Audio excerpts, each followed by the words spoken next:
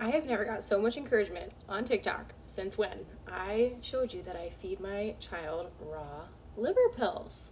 Um, I was shocked. You guys, you love that I feed him that. You think I'm a great mom? Thank you. It also came with a lot of questions. Naturally, I want to talk about it.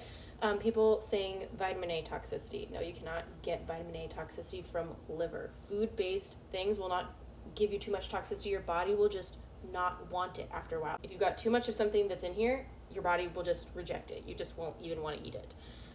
He will not crave it as much. That type of thing. Another thing is, how do you actually eat it? It's frozen. Yes, it's frozen, but do you see how fast it melts? And I'm sure this is what you want, a nice close-up of beef liver. Raw beef liver, but that's, yeah, it melts very fast in your hands. Another question was, do I just keep it in the freezer flat like this? Yes, I do. You can see it's a little bit freezer burned because of the hole in the bag. I put it in a bag. I put it in my freezer flat. I take it out every day. I chop it up. I keep it frozen for myself so I don't taste it.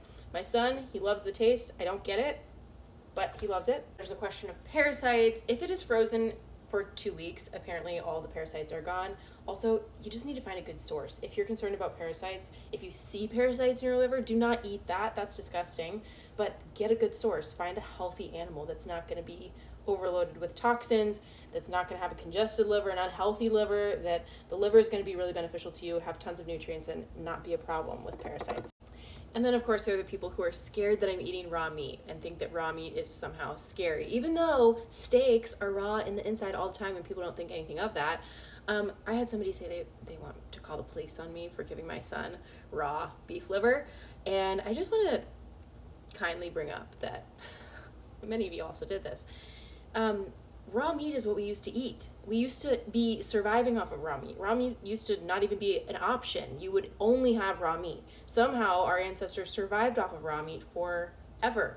And now we feel the need to cook every single thing to make sure that every single pathogen is taken out of there. And you guys, I think that just speaks to the lack of resiliency in our gut microbiomes nowadays, that if we're really struggling with raw meat that much, either there's something wrong with the animals or there's something wrong with us. And I would argue it's both. This is why I teach people how to heal their guts and actually rebalance their microbiomes, is because I think we're actually in a place where we're so depleted. We have no enzymes to really digest meat the same way we used to. And that's a problem, and it's showing up in all different areas of our body. So if you are ready for a deep dive, I have a free masterclass on the top 3 nourishing foods for your gut, how to actually heal your gut lining. Comment masterclass and I'll send you the link. It's super simple, and you guys, I'm using all food, so there's no risk of supplement toxicity and whatnot.